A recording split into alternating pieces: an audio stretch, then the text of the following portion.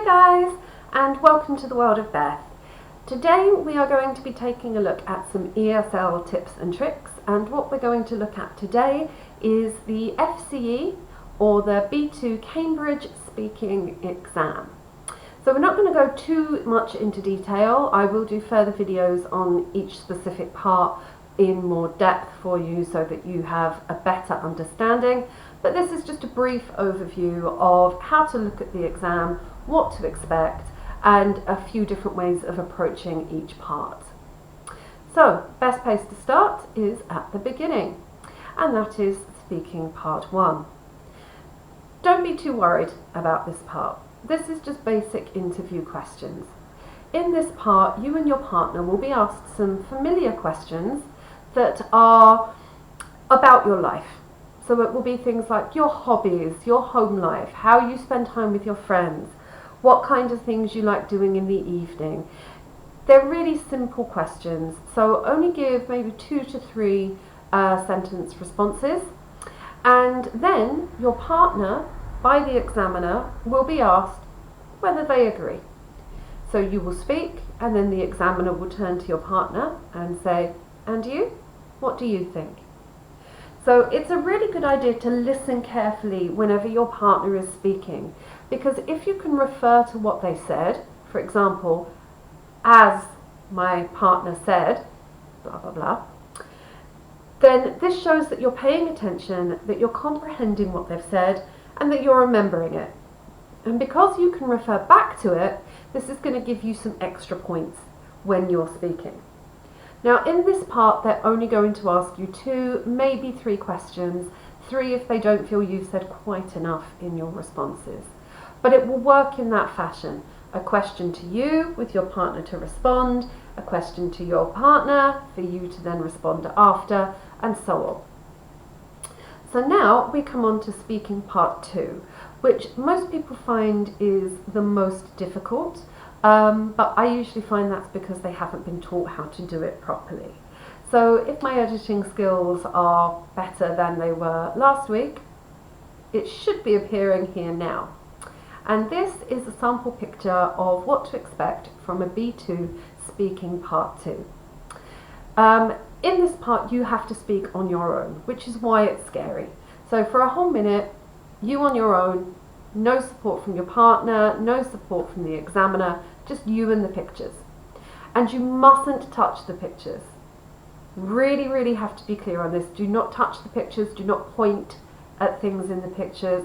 You should be describing with your language skills, not with your fingers. So what you have to do with this is briefly describe what you can see in each picture, so no more than 10 to 15 seconds. And then answer a question about the 2 pictures, usually by comparing with the question. So as we can see in this picture here, we've got 2 pictures, one showing a family cooking and one showing a professional kitchen. So the way to approach this question would be something like this. In the first picture, we can see a family at home. They appear to be baking some kind of fruit pie. We can see the grandmother, the mother, and the grandchild. The second picture shows a busy professional kitchen with professional chefs. It could be either a restaurant or perhaps a busy hotel. Now you're going to answer the question that's been given on the paper. So here it's what is difficult about preparing meals in these situations. So once you've described the pictures, you'll go straight into that by saying, "I think what's difficult about preparing meals in the first picture is that there are a few people trying to do the same thing, and it can be difficult because people can get in your way, or maybe they make mistakes, and that can be hard. Also, it looks like they're teaching the young girl how to do something, so she might be making mistakes." What's difficult about the second picture is that they're working in a very stressful environment. Big professional kitchens are very hot, so it's probably not a very nice temperature in there, and they're under a lot of pressure to get food out as quickly as possible. And that's it. So you just have to describe both pictures and then look at the question and answer it in comparison with the two. Once you've done that, the examiner will ask your partner a question based on your pictures. So for these two pictures, it could be something like, do you enjoy cooking food? Do you find cooking food stressful?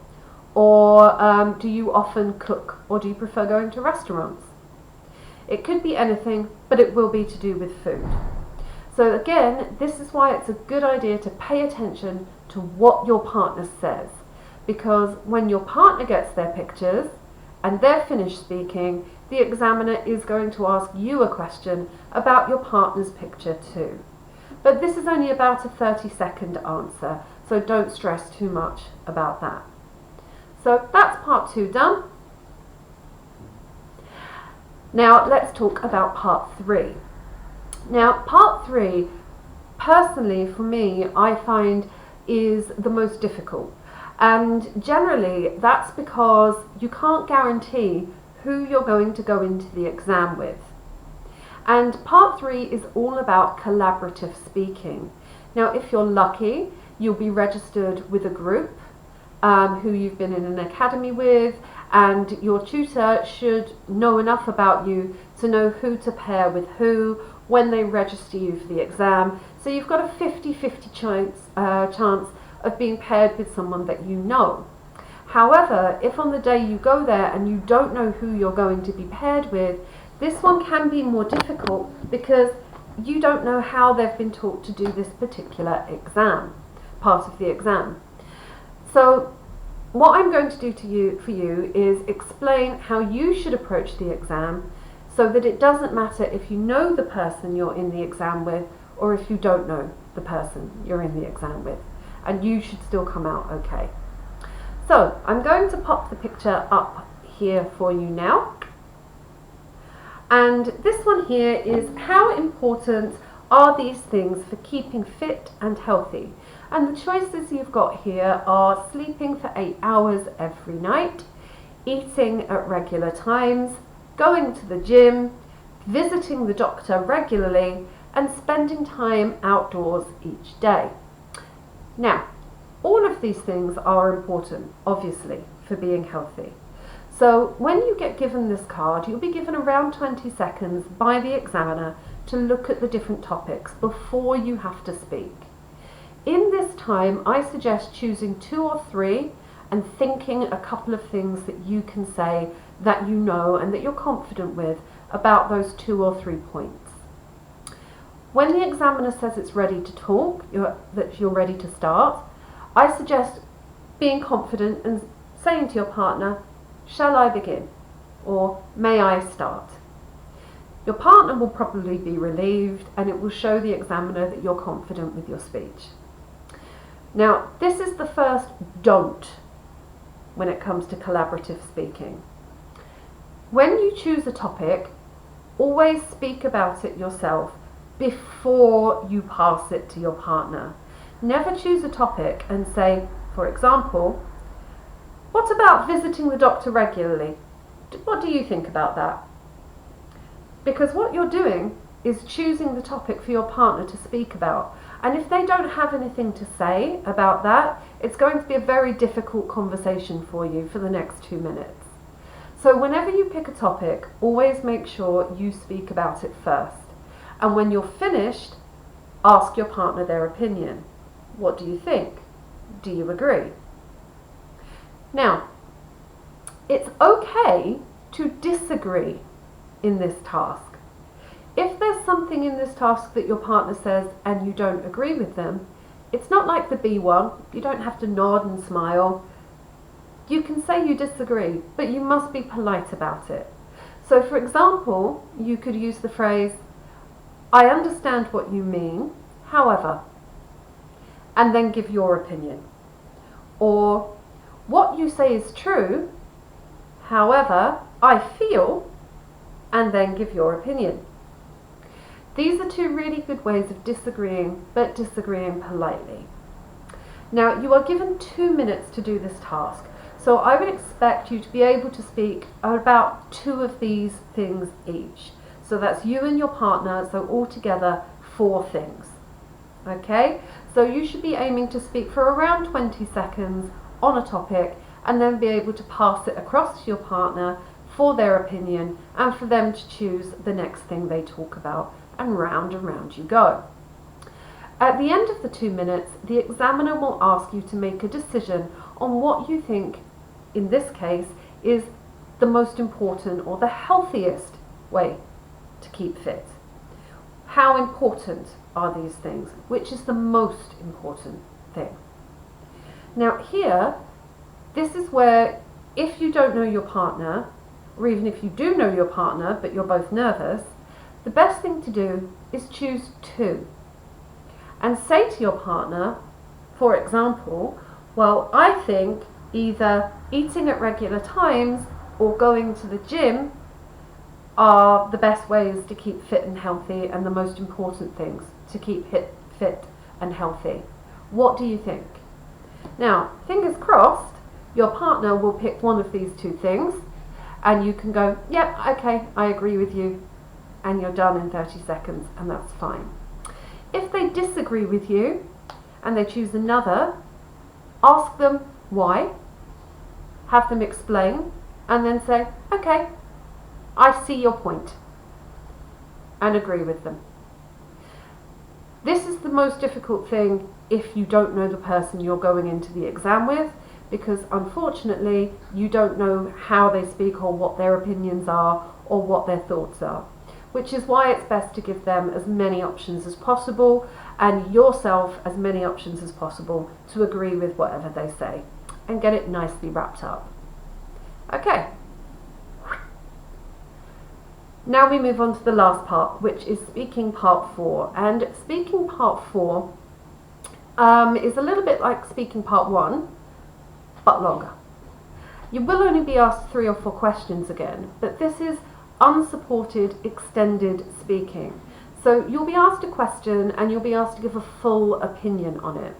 Now, that sounds a little scary, but if you pay attention to what was in task 3, you will have an idea of what is coming up in part 4. So for example, in our last task, we were talking about keeping fit and healthy. So there's a good chance the questions you're going to get in part 4 will be all about things like sports, diet, exercise, eating healthily. I would approach this by giving 4 to 5 sentence answers, and then once you finish speaking, the examiner will again ask your partner whether or not they agree with you or what their opinion is on that particular question, and then they will be asked a question again, similar again to part 1, so backwards, forwards. Make sure you're listening to what your partner's saying so you can reference it if you need to. And that's really all it is. It's just speaking for that little bit longer. So the B2 speaking exam for the FCE is actually pretty easy, so long as you know your vocab and so long as you're prepared to work with your partner and don't argue in the middle. I've been in exams where students have literally got into arguments during speaking part 3 and it's been a disaster. So just say yes, agree with what they're saying, disagree politely, but finally agree, listen carefully to what your partner says, and you should fly through the speaking exam with absolutely no problems. If you've got any specific questions about the ESL exams or about the speaking B2 exam, leave me a comment in the comments below and I will do my best to get back to you as soon as possible. And remember, in the future I will be doing videos specifically about key parts of the exam, mainly part 2 and part 3, for methodology and phrasing that will really help you get a high score with your B2 speaking. So if you want some help with that in the future, give this video a like, hit the subscribe button, and I'll see you again next time. Take care. Bye.